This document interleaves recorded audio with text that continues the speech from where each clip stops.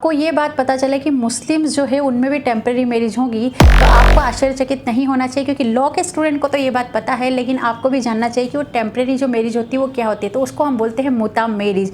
तो आइए जानते हैं आज मुता निकाह के बारे में। टेम्परेरी मैरिज को हम कहते हैं मुता मैरिज। तो मुता मैरिज मतलब एक टेम्परेरी मैरिज होती है जो कि शिया कम्युनिटी में एप्लीकेबल होती है। और शिया कम्युनिटी में भी हमने जो 4 स्कूल पढ़े थे उसमें एक स्कूल है इतना अंसारी स्कूल, उसमें ये एप्लीकेबल होती है।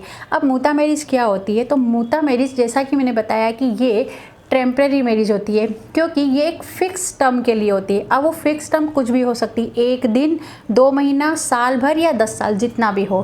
तो एक टेम्परेरी मैरिज होती है, ये फ़िक्स पीरियड के लिए होती है, लेकिन इसमें निकाह के सारे एसेंशियल एलिमेंट्स जो है वो होते हैं, जैसे प्रपोजल, एक्सेप्टेंस एंड ऑल सारी चीज़ें होती है।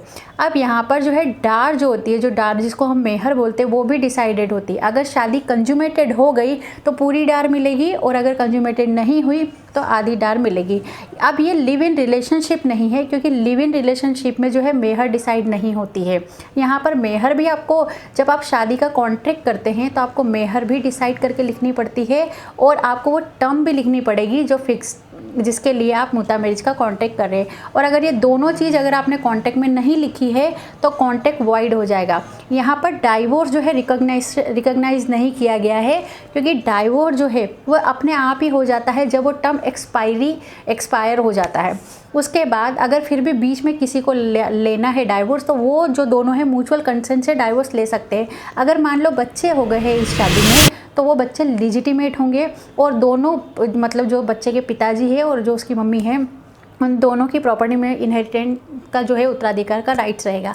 बाकी ये दोनों आपस में एक दूसरे की प्रॉपर्टी में इनहेरिटेंस नहीं ले सकते, वहाँ पर ये उत्तराधिकार का जो नियम है वो नहीं एप्लीकेबल होगा। तो दिस इज़ ऑल अबाउट मुता मैरिज। अगर इसी तरह के और कॉन्सेप्ट अगर आपको समझने हैं तो do below comment, like, share and subscribe. Thank you.